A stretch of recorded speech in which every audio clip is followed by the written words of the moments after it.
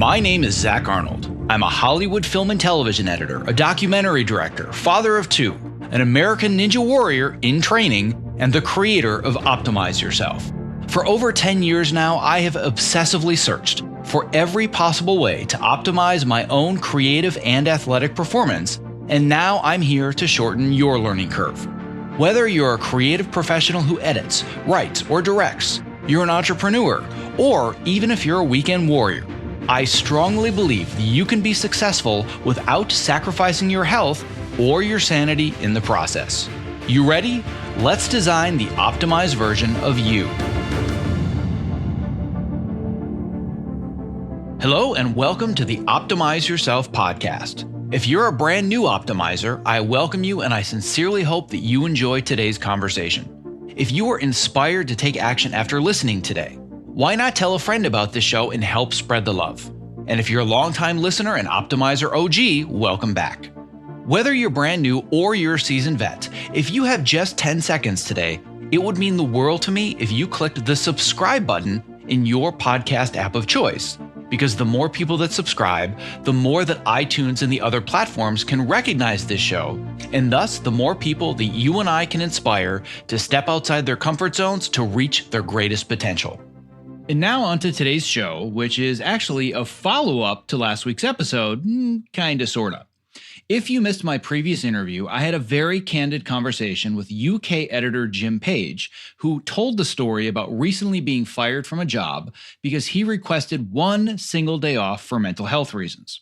So for those of you who battle mental health problems, I wanted to provide a deeper discussion about how our modern society is damaging our brains and causing things like chronic anxiety, depression, and burnout, and most importantly, how to reverse that damage through simple lifestyle changes.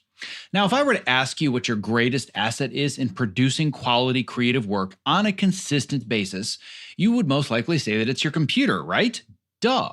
However, despite technology being incredibly important for your work, ultimately it is your brain that is responsible for every function you perform, and how well you perform creatively depends on the overall health of your brain. Yet, as a creative professional, you most likely fuel yourself with caffeine and afternoon sugar rushes, you fend off brain fog and the inevitable afternoon nap, and you'll most likely deprive yourself of sleep for however long it takes to make your latest project perfect. However, do you know how your modern lifestyle is not only affecting your general health, but also your brain health?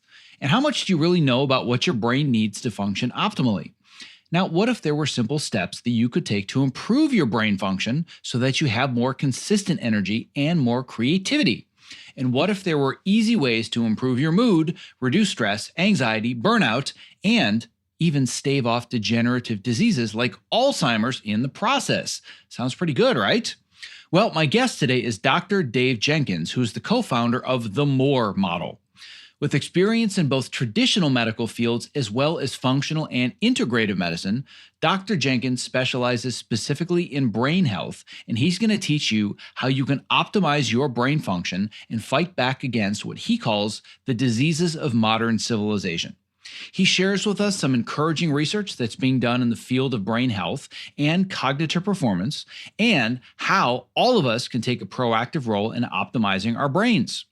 This conversation is going to make it very clear why paying attention to your brain health is vitally important to your career, while also giving you a few simple and practical ways for you to increase your creativity, your productivity, and give you more consistent energy so you can fuel those long days at your workstation. And all of these things might even help extend your life as well. Now, if you're struggling with creative burnout right now, or you find yourself sacrificing time away from family when you know deep down that it doesn't have to be this way, then I invite you to download my ultimate guide to optimizing your creativity and avoiding burnout, which offers over 50 pages of my best tips, tricks, and strategies to consistently stay focused and energized throughout your long workdays when you're trapped in a dark room that most likely has no windows. You can download my ultimate guide 100% free at optimizeyourself.me/ultimate guide. All right, without further ado, my conversation with Dr. Dave Jenkins, made possible today by our amazing sponsors, Evercast and Ergo Driven, who, as always, are going to be featured just a bit later in today's interview. To access the show notes for this and all previous episodes, and to subscribe so you don't miss the next inspirational interview, please visit optimizeyourself.me/podcast. I'm here today with Dr. Dave Jenkins, who is the co-founder of the MORE model, and I'm super excited about this conversation because anybody that listens to the show on a regular basis knows that I have very little formal knowledge about the brain, but I love talking about how the brain works, and you, sir, are a brain expert, so it is a pleasure to have you here today. Oh, hi, Zach. Yeah, it's fun to be here too. So what we're going to get into today is going to be a deep dive into the brain, but especially aging of the brain, understanding how we're hurting our brains, and some understanding maybe leading us towards Alzheimer's and all these other things, but how it can actually really start much earlier than people might think. But before we go into the rabbit hole, and we will go into the rabbit hole, I just want to get a little deeper understanding of your background, kind of your credentials, and then how you got to where you are today creating this model. Right. Well, basically, I'm a functional medicine physician. And how I got into this was I actually am the founder of a non-profit organization called SurfAid that do a lot of work in Indonesia with the tsunamis and mother-child mortality rates. So I founded that on a surfing holiday to the paradise of surfing called the Mentawais Islands. We call it the Disneyland of surfing. And that's what I do in your neck of woods in Malibu. We run fundraisers and things like that. But through 5 tsunamis, I had my own health crisis. I was taking care of hundreds of thousands of other people, but not myself. And I really had to ask the question, how do I reverse what I've done to myself just through the stress and the poor diet and focusing on, other things apart from health? And that led me down a rabbit hole, if you like, called functional medicine, which is the medicine of really taking a look at your biological systems and what goes wrong with them and how they work together to create disease, and then reversing that process to literally reverse disease. And one thing led to another. My parents died, both of them at the same time, with early Alzheimer's. And so I went to my medicine to look at what was happening there, and I discovered an extraordinary series of case trials where we can talk about that the first time has reversed early Alzheimer's cognitive decline. And so that's what I'm specializing in largely. I do have other clients, younger people with prostate cancer and other things that we provide an alternative but scientifically based plan and process with. Okay, now I want my audience to understand a little bit further what functional medicine means, because there's a lot of different terms now in both the medical fields and the non-medical fields where people are talking about all these different types of holistic medicines and natural medicines, and people immediately have this reaction like, oh yeah, you're not a real doctor, yeah, whatever. And I know that that's not the case. So because this is still kind of a burgeoning field, and I've had an integrative medicine specialist on the show several times, but I want to make sure people really understand what functional medicine means from a medical perspective so we can then go deeper into the brain. Okay, so yeah, there's a lot of commonalities between integrative medicine and functional medicine. The strict definition of functional medicine is it's a highly personalized system, which we look at the biological systems of each individual and look at where they're suboptimally functioning.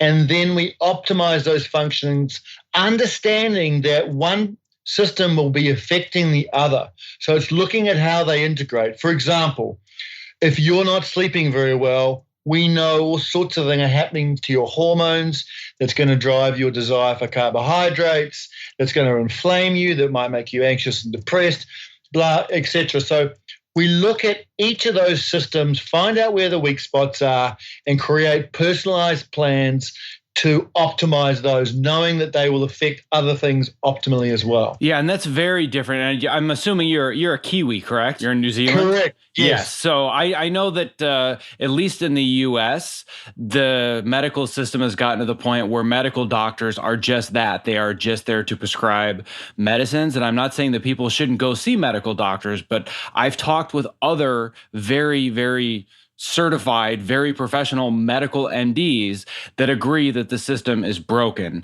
Now, it sounds like with the functional medicine, you're looking at the root cause of problems and trying to solve them. But do you also see a lot of the same systemic issues in the more like quote unquote traditional medical systems over there in New Zealand and Australia? Oh, absolutely. Look, I was an academic for 5 years, and part of my job was to train doctors about the latest evidence-based protocols that they should be using. And the only place I could get sponsorship for conferences was drug companies. Now, drug companies have a place, but they're basically buying out in the process of buying out medical education.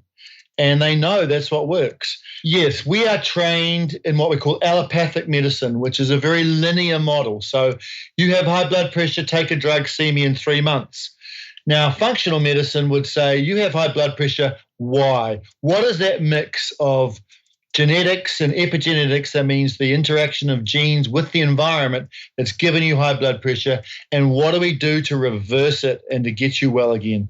So, yeah, we're not trained. And that's what actually motivated me. I was highly embarrassed by how little I knew about nutrition after, 9 years of training.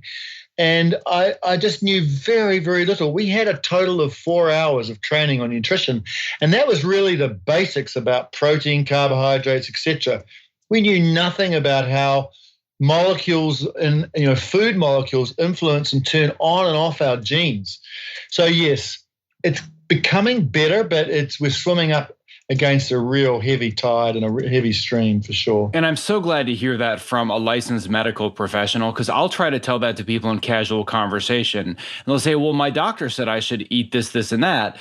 And I'm like, no offense, your doctor has years and years of experience, but I myself, with zero licensed medical knowledge, probably know more about food, diet, and nutrition than a licensed doctor that's done none of the work, because that's not part of the curriculum. And I hear that from so many doctors. I've gone to conferences that have doctors that say the same thing. Like, I left my practice because I was embarrassed with the way that I was taught to treat people, and I had to find a better way to allow people to be well rather than just make sure that they didn't get sicker. Absolutely, and that's what I feel. And yeah, I think that's a real common thread when you listen to doctors who have moved into integrative or functional medicine, because we were motivated to help people.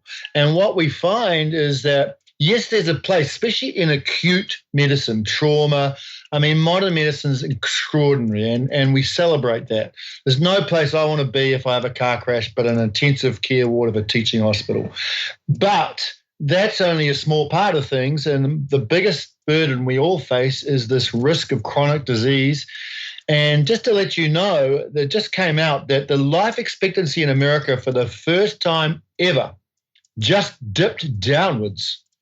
And this is telling us about what's going on with how we're living our lives. So look, it's definitely swimming upstream, but there are things happening like the Cleveland Clinic. Every doctor learns about the Cleveland Clinic wherever you are in the world because they're real leaders. They've just opened a functional medicine unit, and they've come out publicly stated, this is the future of medicine. This is the 21st century medicine, and we're getting going with it.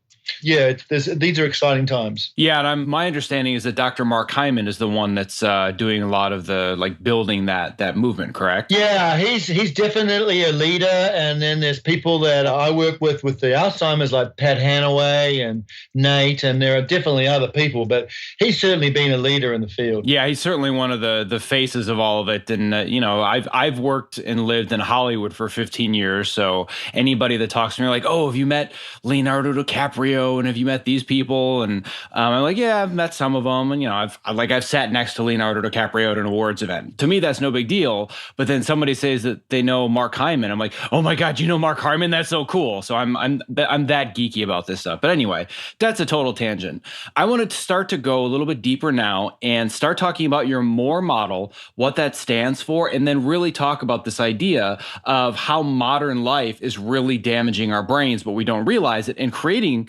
like you said, for the first time ever, the life expectancy of the younger generation is now shorter than our own. Yeah, so the MORE model was just a way of being able to describe how to get more life, more health, more energy, more happiness. But the MORE of MORE stands for movement, O for optimizing your environment, R for rest and rejuvenation, and E for eating and supplementation. So it was just a nice, tidy way of putting it together.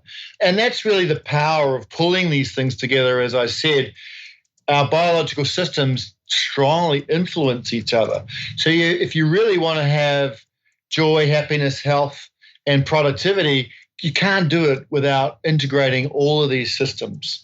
And so that's really just a simple way of being able to explain it to people when we use that to design plans for people. Well, and I'm glad that I have some form of proof, I hope, that I put together my website before I found you. Otherwise, you could sue me for plagiarism, because the 4 things that I have on my website are movement, fuel, meaning nutrition, balance, meaning sleep and anxiety reduction, stress reduction, and meditation, and then productivity, which is all about optimizing your time. So as soon as I was introduced to your website by a mutual friend, I was like, this is awesome. And oh my God, I feel like I've just copied this guy. So it's really cool the way that even though we're literally across the globe from each other, we have this kind of same general holistic overview about how to really approach these issues.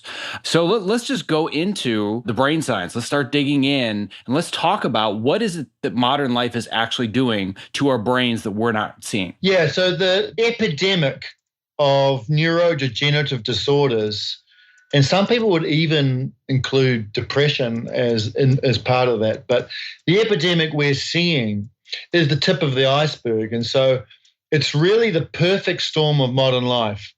You know, there's a gene which puts you at very strong risk of Alzheimer's. So it's called the ApoE4 gene. All my clients get tested for it because it changes the way what we plan for those people. But, you know, there's places like Nigeria that have very high incidence of this gene, yet they have almost no Alzheimer's.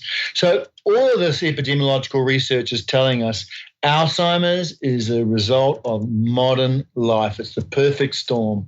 And we can burrow down into that, but it includes all the things that you talk about and the MORE model. So, you know, the stress we're under.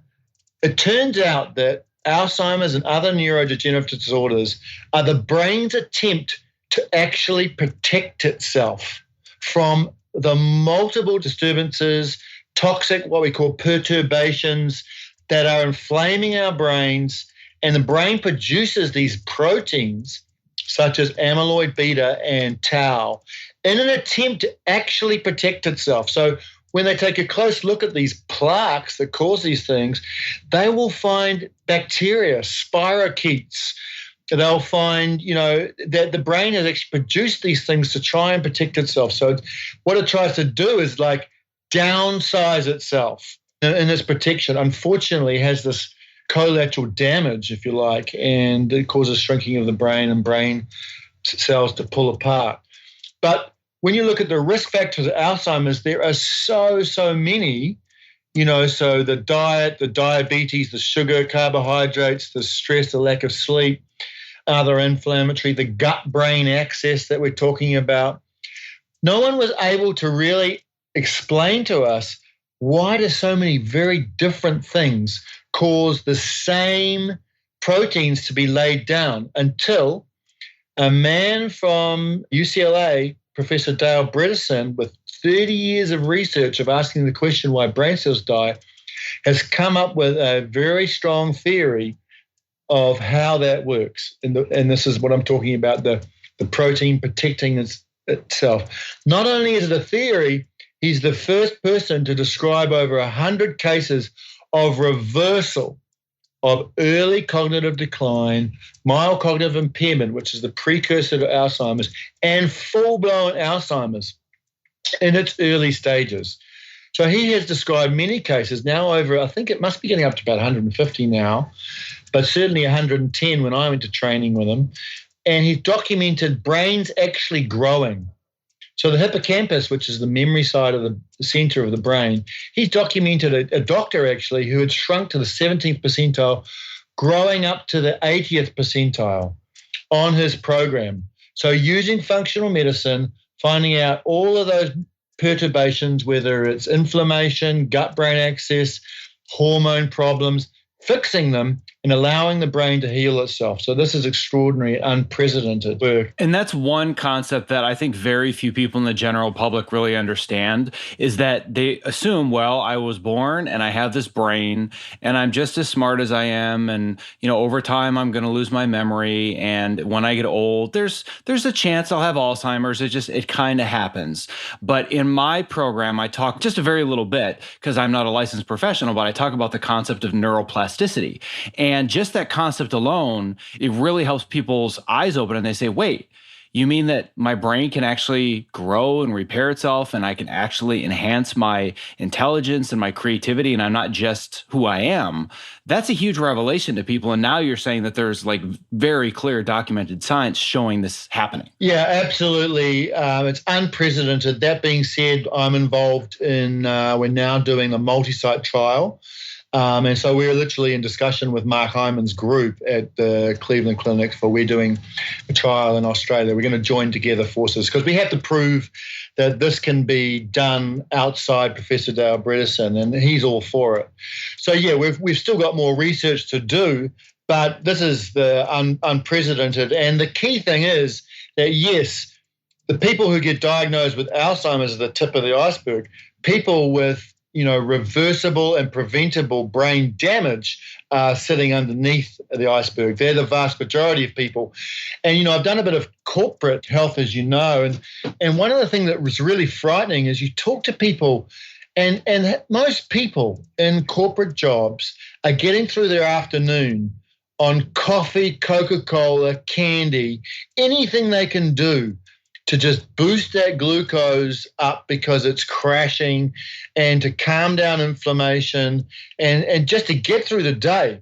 Now, we should not underestimate the damage that's doing the brain. When the brain, when the glucose drops because it's had too much high carbohydrate lunch, and you get this reactive high production of insulin, and then the glucose drops, that's creating inflammation at the brain cell level. And that over the years will damage and shrink your brain and your memory and your productivity and your function, and it puts you at risk of anxiety and depression, etc. So it's a real concern that this generation, the way we're living, are damaging their brains. But the cool thing is there's ways to do it, and to prevent that, and in the process be happier and more productive. And the key word there is inflammation. And that was one of the discoveries that I made in my own personal quest, trying to learn all the stuff about my own health and then start to teach it to people, is we are absolutely indoctrinated to believe that better health is about the amount of calories consumed and the amount that we move during the day, and finding a balance between them. But when I realized that if you just focused on the amount of inflammation in your body and in your brain, and you stop worrying about counting calories, and you look at the types of foods and the types of activities and behaviors that either increase or decrease inflammation, that's kind of like the magic secret sauce that nobody talks about. Because once you learn how to manage inflammation, it's kind of like an on and off switch for your creativity and for just your productivity and really feeling like you're awake and you're alert. It's all about the inflammation. Yeah, I would say that your inflammation is at the center of it. It's not the only thing, because you also have to consider your habits and behaviors and your neural pathways. So like, for example, you now doing quantitative electroencephalograms, EEGs, we're able to now look at the brain and how the various waveforms of our brain create a neural pathway for us. Now, that's what we need to also hack into, because you can have low inflammation but still have a neural pathway and a thinking process that's equivalent to someone with post-traumatic stress disorder, for example. And that's going to affect you, and it's going to affect your longevity, your performance and function. So things like focus, mindfulness, meditation are also, I would put up right up there with inflammation. Of course, nothing's separate. They infect each other. So a highly focused, relaxed, mindful person is reducing his inflammation all the time through the cortisol and the hypothalamus pituitary adrenal complex. That's been well shown, but not used. How many people know that? It's way less than 1%. And how many people are using it in their daily lives to improve the quality of their life, which is what you and I are talking about. Well, and I think the part of it is, for example, if you're talking about meditation or you're talking about sleep, the reaction is, well, I just don't have time for that. Like, do you have any idea how busy I am? How many hours that I work? I don't have time to meditate. Like, if I get 6 hours a night, I'm totally winning, but I'm getting everything delivered. I'm getting it done. And yeah, sure, I need a couple of coffees, a couple of Starbucks runs at 4 or 5 p.m. And I might have to, have a candy bar at 7 or 8, but what's the big deal? I've gained a few pounds. Like, who am I harming? And you're saying, well, it goes much deeper than that. And you really got to look at what it's doing to your brain long term. Yeah, absolutely. And I think it's also a mindset and an approach that we have handed on our health to the medical profession. Whereas what we should be doing is saying, you know what? Health is actually, what are we without our health? What do we have? What's the point in gathering the latest iPhone and 3 cars in the garage if we end up in coronary care unit at the age of 45, which is not uncommon? Or my friend who's 50 and has got secondary prostate cancer. What's the point of all that? And what we seem to be seeking in gadgets and material resources as a priority over our health and our well-being. And that has to change in people's mindset. And I say to clients, look, if you don't have that right, go away and go to the mountaintop, come back to me when you are prepared to accept that health is one of, if not the most important aspects of life. And then we're ready to work with you. And so I think, people out there listening to this, make that decision first. And then people like myself, we have processes for you.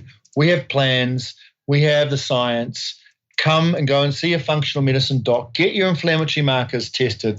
Find out where you're at. Get a baseline done and get a plan to fix it. Yeah, and that's something that I think I check. If it's not twice, it's at least once a year, but I'm pretty sure it's twice a year, where I always make sure when I'm working with my integrative medicine specialist, we're doing all of the inflammatory markers. And like I said, I'm a total geek about this stuff. So when I get my blood test back, of course, I want to know my cholesterol and blood pressure and all that. But I'm like, yeah, but what about the inflammatory markers? What about my HSCRP? What about the cardiovascular risk, all that stuff? And he's like, I mean, these numbers are just spot on. Like, and he can tell that it's because of the lifestyle, the amount of movement I have throughout the day, the fact that I try to avoid inflammatory foods, and the fact that I prioritize sleep. So where I want to go to next is when we talk about Alzheimer's, much of my audience is fairly young. They're all ambitious, creative professionals. They're go-getters. They just want to dive into the world, make their mark in their career. And it's kind of the sleep when I'm dead mentality. So Alzheimer's to them, that's not even a thought. But you say that you really need to start looking for these signs very, very early. And I think one of the most common phrases that I hear is one of the complaints from everybody that works with me is lack of focus and brain fog. So let's talk a little bit. If we're speaking to an audience that's saying, well, my grandparents have Alzheimer's, I'll deal with that in 50 years. Let's start to make the connection where it is they need to start realizing that this stuff happens very, very early. Yeah, there's two things to this. I mean, you've got a younger audience. They're going to see it in their parents. They are starting to notice. I've got a client that brought to me by his son. And finally, he's kind of kicking and screaming and said, nothing wrong with me kind of thing. And in the end, his son had to remind him of all the mistakes. So yeah, actually, your generation is very important because it's the family that noticed the changes first. And they need to know that there is a reversal process now. Don't ignore it. If you think mom and dad are slipping, contact us. Find out there's a simple online test they can do, 15 minutes, that will screen them and see whether they've got a problem or not. But so that's one thing. I think the younger generation play a critical role in being aware that there's reversal, that this can actually be fixed in their parents. Because I can tell you, with 2 parents with Alzheimer's, it is absolutely terrifying what happens, and it affects everybody. No one escapes, and it's very stressful, and you just don't want it. So yeah, get onto that. But I think the brain fog side of things, it's the same process that leads to Alzheimer's is happening in a younger age. What happens is the inflammatory molecules get into your brain, they turn on your immune system, the system that is in there, we call them the microglial cells and the astrocytes. They're in there to try and protect your brain, but if they're turned on too much, they actually start to get in between brain cells, cause swelling, cause inflammation, and kill off brain cells, literally. They not only do that, they signal for the brain cells, what we call the synapses, where one brain cells join another. They start to pull apart. This can be actually seen on microscopes. And so brain fog is a serious warning sign that you have not got your holistic approach to life right, and you need to look at getting that sorted. Well, I'm glad that you brought up the glial cells, or the glial cells as you call them, because that helps me transition to one of the areas I want to focus on, which is sleep. And I just recently had Sean Stevenson on, and we did a deep dive into sleep, and we talked about the glymphatic system and the lymphatic system, and how one serves the body and one serves the brain, but it only serves the brain during sleep. So can we go a little bit further down the rabbit hole as far as how important sleep is to brain health? Yeah, no, sure. And, it was surprising, and I was delighted to read about the glymphatic system, but it was just, relatively recently that we discovered this extraordinary network of what is the lymphatic system for the brain, the glymphatic system. I mean, go get people, if you're interested, Google it and look at the scans of this incredible system that weaves in between our brain matter and cleans up the crap at night. So at night, this glymphatic system, it does work during the day, but it's like 4 or 5 times more active at night while we sleep. And the whole process is turned on by over 300 genes. So we've got at least 300 genes that only get turned on while we sleep. And that's one of the things they do, is they turn off the glymphatic system, and that goes looking for the garbage from the metabolism of the brain cells. Of course, it's the most active organ, right? Consumes 25% of our calories, the brain. So it has a lot of metabolic waste. That's what it does during sleep, going around mopping up the metabolic waste, the garbage disposal. And if you don't sleep well enough or long enough, you're leaving that garbage left behind in your brain. And what does it do? It does what garbage does.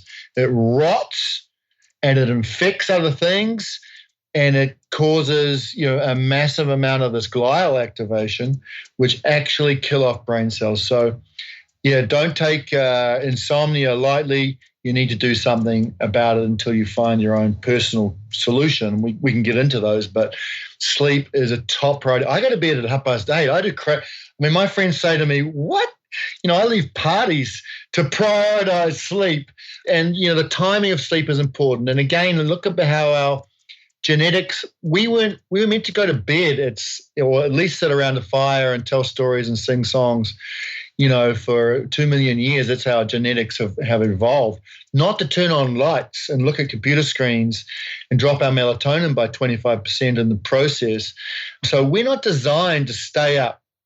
We're designed to go to bed at sunset or just after and wake up with sunrise. And all the science of circadian rhythms strongly supports this, that we're just not living a life that optimizes our brains or our physiology. But I'm assuming by this point, though, we've genetically adapted to Netflix at night, though, right?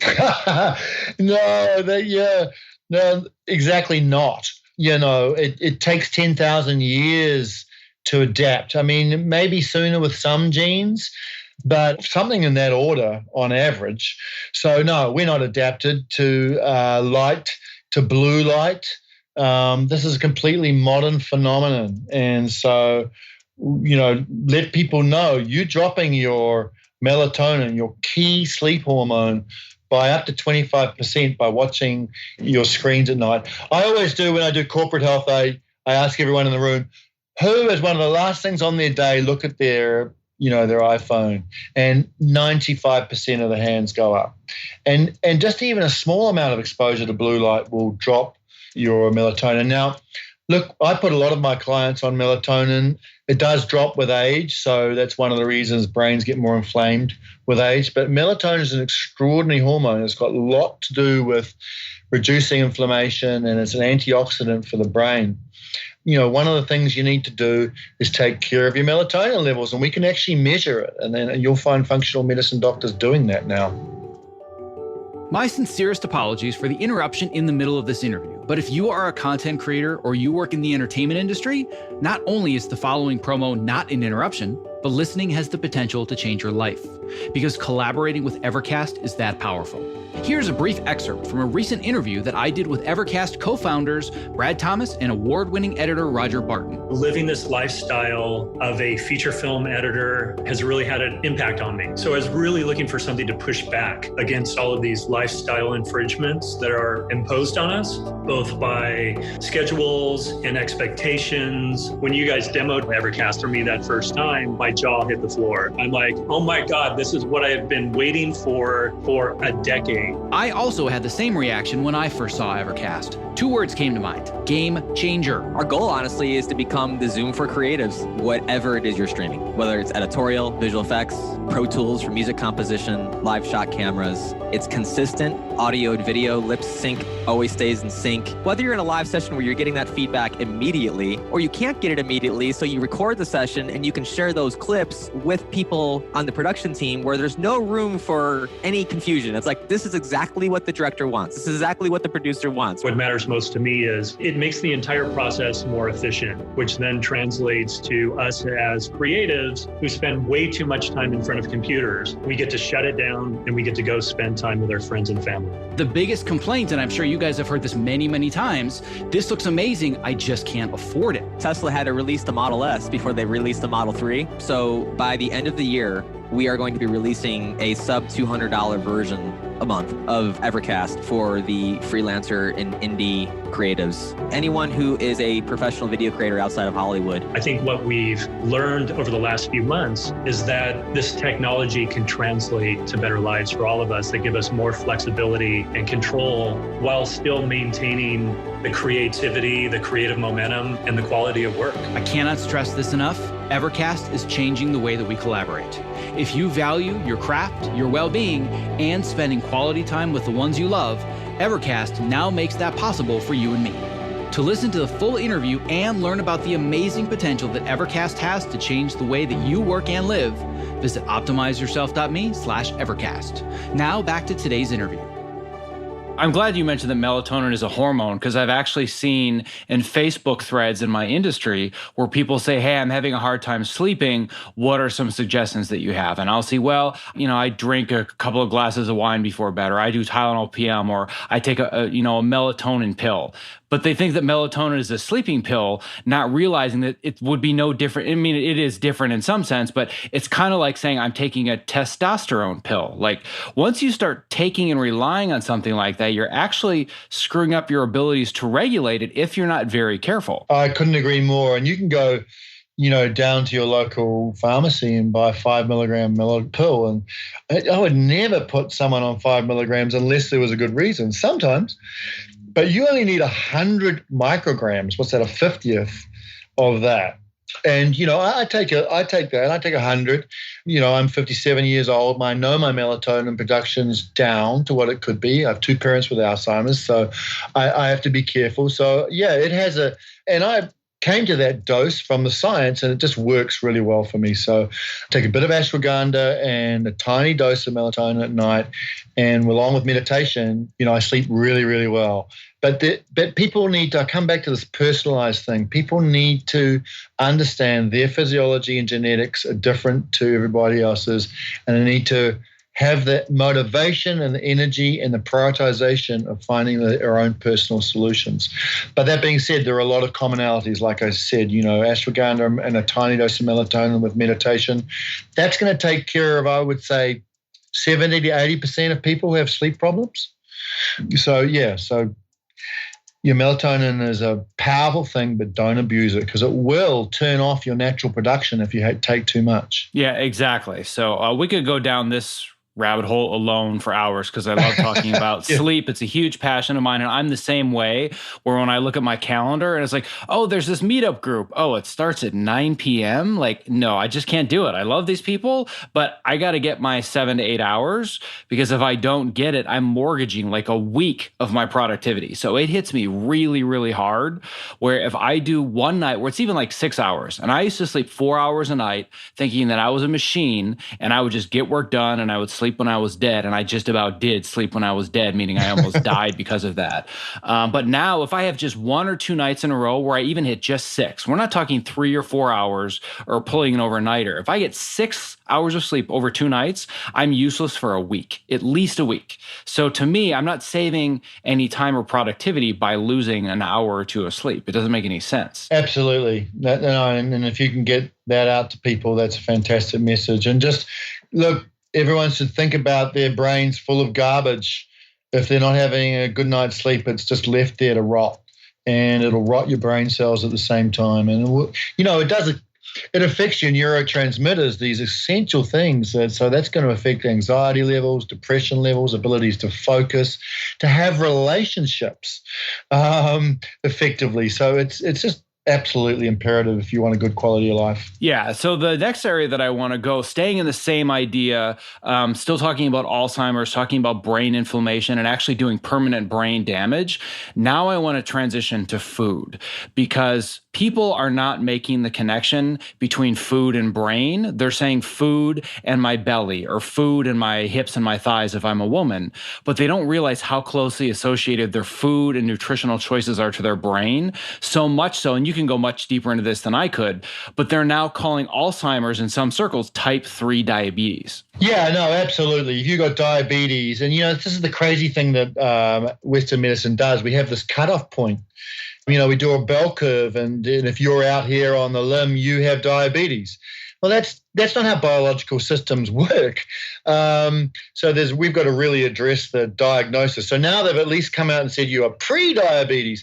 The point is, if you're having a diet of processed foods, refined carbohydrates, you're going to be spiking your sugar and your insulin levels and creating brain inflammation. No doubt about it. And that's going to give you the brain fog, and it's going to give you anxiety.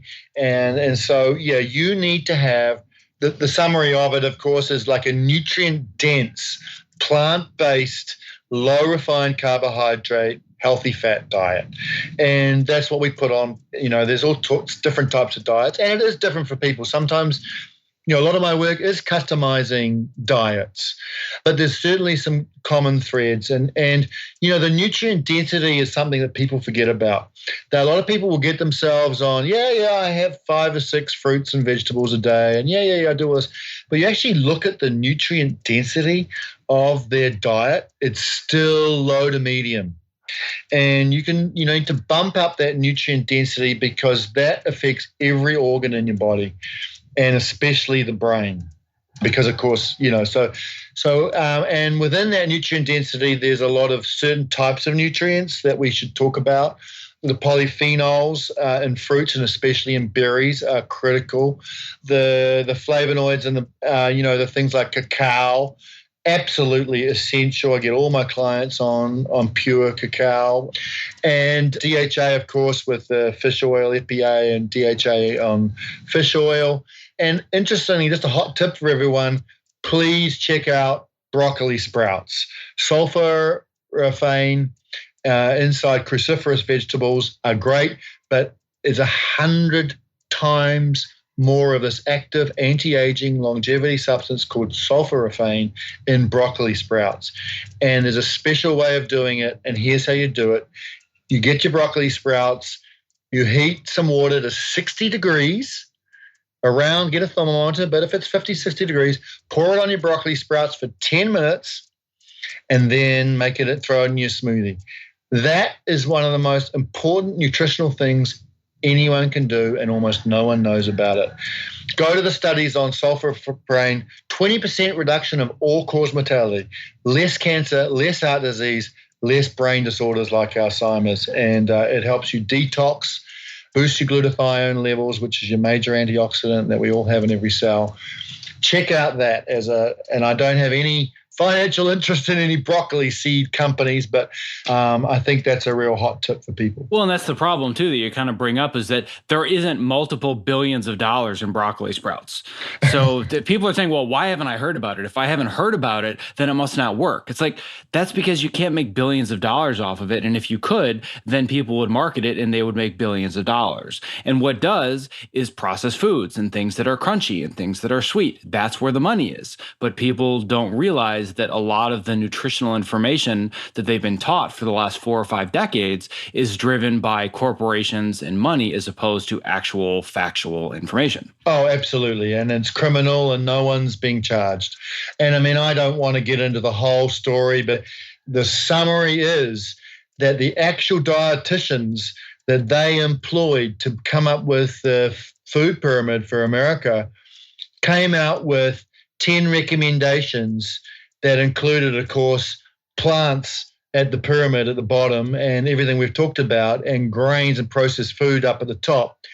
And it was turned around because of corporate interests so that grains got it to the bottom. And the dietitians just held their hands up and said, well, what can we do? We're out of here. That whole story, you can find it online. It's well documented.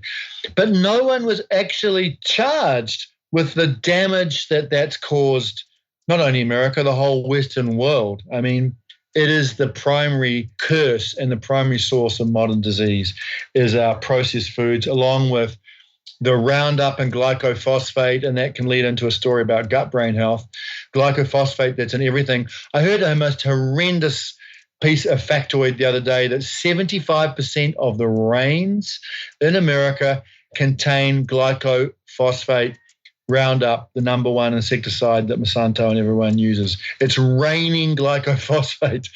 And what that does and why that's so important is we now know that gets into our gut and breaks down the gut lining so that we get this thing called leaky gut. So the cells pull apart and in go the inflammatory molecules from the food and the bacteria in our gut, get into the blood system, and our blood system goes, what are you? You are foreign. I don't know who you are. Attacks it.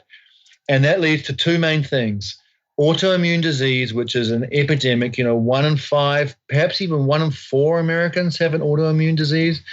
A lot of it goes undiagnosed, whereas it used to be almost zero. And then also travels up. The zonulin that's produced as a result of those gut cells pulling apart actually open the blood-brain barrier as well. So now the blood-brain barrier is leaky, and these inflammatory molecules get in, and that's what leads to Parkinson's disease, Alzheimer's disease, or at least certainly contributes in a major way. And, when I read about this, I knew about this, and I started seeing people with Alzheimer's and early cognitive decline, and I just can't get over how many of them, almost all of them, have gut reactions. And just today I had another test come back. It's off the charts. This person's got the leakiest gut I've ever had. They haven't got Alzheimer's, but we're going to fix that, and they won't get Alzheimer's. Their brain's going to come back. So this is a big deal for everyone. And so you need to understand, again, that interaction between not only the carbohydrates refined, but what's in it, the 80,000 chemicals that we've allowed into our system in the last 80 years. Only 5% of those have been satisfactorily tested as safe. And so, follow the money trail, people. That's why, because there's so much money to be made by getting you addicted. And there's all sorts of science to show that it stimulates the same pathways as cocaine does in your brain, getting you hooked on these rapidly absorbed powders. That's what it is. Our body doesn't want a powder. Even white bread is worse than sugar as far as the glycemic index of pushing your sugar levels higher. White bread's worse than pure table sugar. So get you addicted, make a lot of money, throw in some preservatives. It can stay on the shelf for years. We can still sell it. And we're all very rich, but you're all very sick. So pay attention, people. This is happening to you right now. Yeah, and this could be a multi-part 4-hour episode just on this one conversation. And I mean, people have made entire movies about this one conversation. So I don't want to go too far deep into that. Where I wanted to go next is really my number one passion, and anybody listening to the show on a regular basis or that is part of my online programs knows that I focus all on movement throughout the day. If you are somebody that is sedentary in front of a desk for 12 to 16 hours, and then at 10 o'clock at night, you do your 3 miles of jogging, or you get on the treadmill, or you get on your bike, you're not making any dent whatsoever to the damage that you're doing by not moving efficiently and properly throughout the day. So now let's focus on how movement is affecting our brain health, both positively and negatively. Well, yeah, they call sitting the new smoking, right? I was the one, I presented this at conferences, actually. And NASA were the first people to get a little bit suspicious about this because their astronauts came back and they were like aging big time. And they're going, what is this? And so in the end, they did all these studies and they now call it vitamin G, vitamin gravity.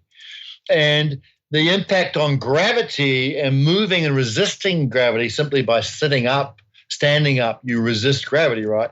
That has a powerful physiological effect on multiple systems. And so, yeah, you're absolutely right. The longest living cultures, the blue zones, we know what they are. We're researching them. These are not rich people. These are often poor farmers, in the Mediterranean islands and Crete and Okinawa.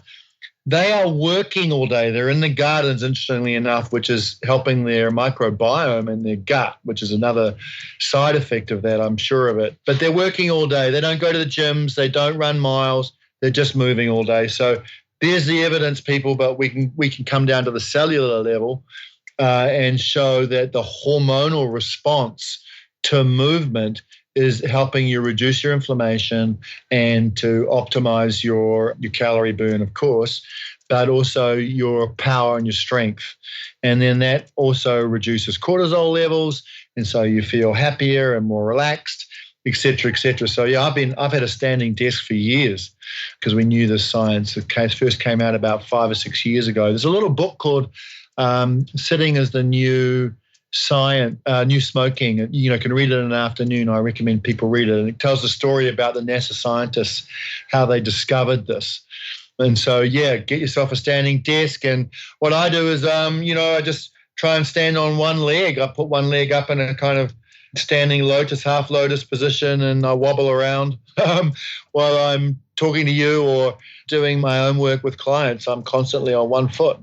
And so those micro movements, that constant adjustment and wobbling, that's sending my brain healthy messages. It's stimulating what we call brain-derived neurotrophic factor, which is fertilizer for the brain, which you do get from aerobic exercise and you do get from muscle and resistance training, but you can get it much more just by this constant triggering of movement during the day. So it's a big deal. Yeah, and what I'm so super proud to say that I actually did a full interview with Dr. Joan Vernikos, who was the head of the life sciences division at NASA when they were making these discoveries, and it was one of the coolest interviews that I've ever done. So anybody that's listening that was not aware of that interview, I have that included in my Move Yourself program. I'll also have it included in the podcast archives, but we do an entire hour just into some of these discoveries that NASA had about gravity, how it affects our body negatively. But where I want to go specifically with you, because you're so into the brain, and I actually had a podcast as well with Dr. John Rady, where we talked about the revolutionary new science of exercise in the brain.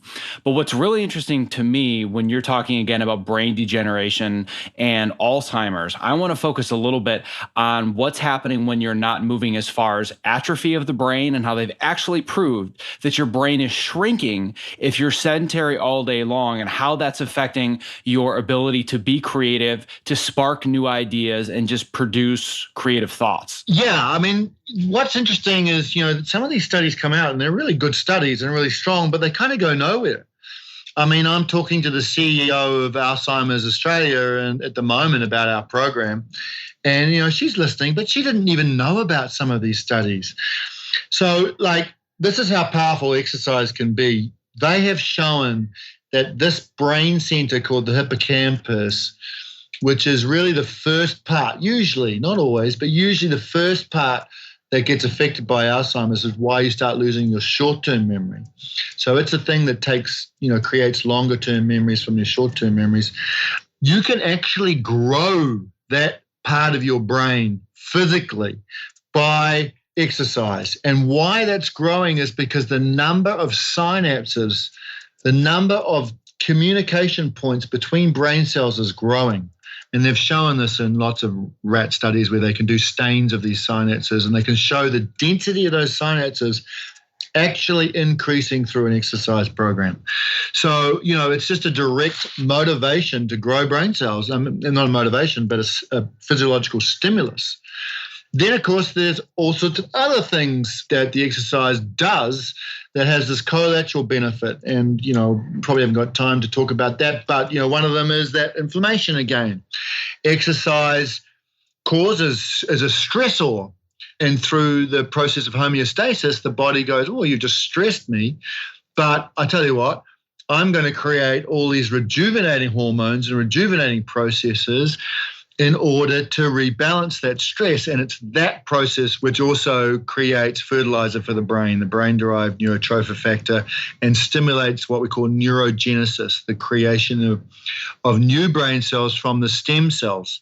So we have these millions and millions of baby brain cells. I've got a client who says, I've been losing my marbles. I say, well, you've got billions of baby marbles just sitting there waiting to grow again. We just need to create the environment where they pop their heads out and go, okay, now it's time to grow a brain cell. And exercise is one of, if not the most powerful ways to do it. What I try to tell the members in my program and people that are just asking me questions, they're saying, and I get a really common question, which is, there's so many different things. There's sleep. I'm supposed to sleep better. I'm supposed to eat better. I'm supposed to manage my time better. I'm supposed to move. I'm supposed to exercise. Like, I don't know where to start. And I always say the biggest domino is not exercise. It's just moving. If you just start to move more, you're going to have a little bit more energy. You're going to have a little bit more clarity. And that's when the rest of the dominoes are going to start to topple over. You're a medical professional, so you can say that that's the wrong approach. But I really, truly believe in my heart, from my own experience and seeing it happen to many other people, that just moving more is such an amazing first step to then starting to knock over these other dominoes. Look, I think if you might be someone, this would be the approach I take. You might be someone who used to be a sports person, loved playing tennis, just as an example, and you've left that behind, and you're corporate, you're stressed, you're overweight. You've got to do what motivates you. The first hump is the hardest. All these things, I do 1,000 health things in a day, and I don't even think about it anymore, right? I don't even think about the smoothie I made this morning, the ice pack I wore, the photomodulation I'll put up my nose to get me into alpha rhythm to boost my sleep later time. I don't even think about them. They're just habits. They're just automatic. But to get started, you've got to focus on what will motivate you and to support that motivation. So start with the easiest, most powerful things to do. So if that is playing tennis with your old buddy that you haven't played tennis with for 10 years and you used to love it, do that. Or go for a walk, like you say. Get a standing desk. Don't do it straight away all day. Do it 5 minutes, 10 minutes, 20 minutes, whatever. Just stay motivated, get motivated, start to feel the benefits, and then, adopt a new thing. I would say that, learning about motivation and habit change is really empowering for people. And, Stanford University are really the world leaders in this. And you can buy books on the thing, and just learning techniques, little tricks to motivate you and keep you motivated, and such as getting an accountability buddy, finding someone else to go on this journey with you, someone that you respect, someone who you can influence each other. Maybe it's the person next to you in the corporate building who's also a bit overweight. Come on, buddy. We're going to go out at lunchtime, get a bit of vitamin D, go for a walk. We're going to have a whole food lunch. Just these little things to start with, and get a coach. I mean, the science came out this the other day. We sent it to someone. Online coaching doubles your chances of success in a health outcome. That's, there aren't many things that double your chances of success. So, don't be embarrassed. There's no one who won a gold medal at the last Olympics without coaches. they have a role to play. Go get one that works for you and get on a change program. Once again, I'm in that kind of weird zone where I feel like I may end up getting sued by you because all of this is so similar to the things that I'm doing where like I was just writing up stuff today for a challenge that I'm building, talking about, hey, you have to get an accountability buddy. I use those exact words, is that you are going to ensure your success so much more if you have somebody that you're going to do this with. And then on top of it, I make it very clear that I can teach you all the lessons in the world, but if they don't become habits and you don't understand how to form these things as habits, nothing's ever going to stick. And you go back into that same vortex of doing all of the wrong things over and over. So it's crazy how you and I are just in the exact same playbook, just kind of looking at all the same stuff. And that really excites me knowing that I just found you totally by chance through a mutual connection who's in Thailand of all places. But to know that there are other people that really see things through a similar lens, especially those that have decades worth of formal education, is very encouraging to me because I've really felt like for years I've been talking about this and I'm just this outlier and I'm like, I must be crazy. But it's very encouraging to hear that there are people with a lot of education that are saying, yep, all this stuff pretty much makes sense. Yeah, and the key thing is for us to work together. I mean, it's not about competition because we have to work with the new science and share it and get it out there because this thing will be, driven from the public. This will be demand driven. That's why Cleveland Clinic, they're a commercial exercise. They've opened up a clinic. People are paying, like 4 or 5 times more money than they would for a 15-minute appointment with a family physician because they're getting great value for money. They're getting to the bottom, the real underlying reasons of the problem, and then they're getting support and a scientific evidence-based plan to fix that problem from the bottom up. But we are against multi-billion-dollar industry. And I'm not saying that we're against all of it. Look, I prescribe drugs. There's a place for them occasionally, but only as part of a holistic plan to actually address the underlying issues.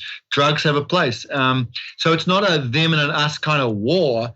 It's just we got to work together to give people the opportunity. And that's what it is. It's a massive opportunity to feel better, be happier, and have a greater quality of life. So I'm always willing to come on these types of podcasts and share things. I don't believe it, it's competitive. I've got plenty of work. I don't need, it's demand driven. There's people out there suffering, so we just need to help them. I agree. Yeah, I couldn't compete with you anyway, so I'm glad you have no interest in it because you're on a completely different level than I am. So I'm just super excited to find other people out on the planet that have the same ideals and the same mission that I have and are aligned with all the goals that I have as well. So I want to be very respectful of your time. So for anybody that's listening that's really intrigued by all of the work that you are doing and they want to get involved, how can they find you and go deeper? Look, just email me. I'm Dr. Dave, DRDAVE, at themoremodel.com,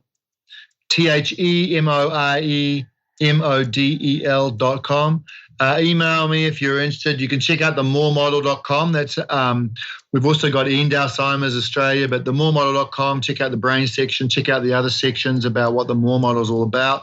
We do, individualized reversal of diseases and corporate health as well.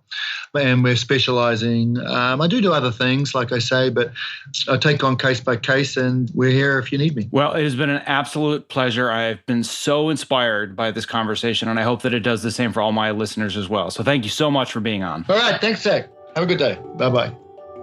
Before closing up today's show, I would love to ask for just a couple additional minutes of your time and attention to introduce you to one of my new favorite products created by my good friend Kit Perkins, who you may recognize as creator of the Topomat. Here is a brief excerpt from a recent interview that I did with Ergo-Driven co-founder and CEO Kit Perkins, talking about his latest product, New Standard Whole Protein. I'm into health and fitness generally, but I want it to be simple and straightforward. About a year and a half ago, I started adding collagen into my protein shakes. And man, the benefits were more dramatic than any supplement I've ever seen. So I thought, if I could just get this down to coming out of one jar and it's ingredients that I know I can trust, and you just put it in water and you don't have to think about it. When people think of protein powders, they think, well, I don't want to get big and bulky. And that's not what this is about. To me, this is about repair. So a big part of what we're talking about here is you are what you eat. Your body's constantly constantly repairing and rebuilding. And the only stuff it can use to repair and rebuild is what you've been eating. Unfortunately, as the years have gone by, every day getting out of bed, it's like, 2 or 3 creaks and pops in the first couple steps. And that I thought you just sort of live with now. But yeah, once starting the collagen daily or near daily, it's just gone. So for us, job 1A here was make sure it's high quality, and that's grass-fed, 100% pasture-raised cows. And then the second thing, if you're actually going to do it every day, it needs to be simple. It needs to taste good. Well, my goal is that for anybody that is a creative professional like myself that's stuck in front of a computer, number one, they're doing it standing on a topo mat.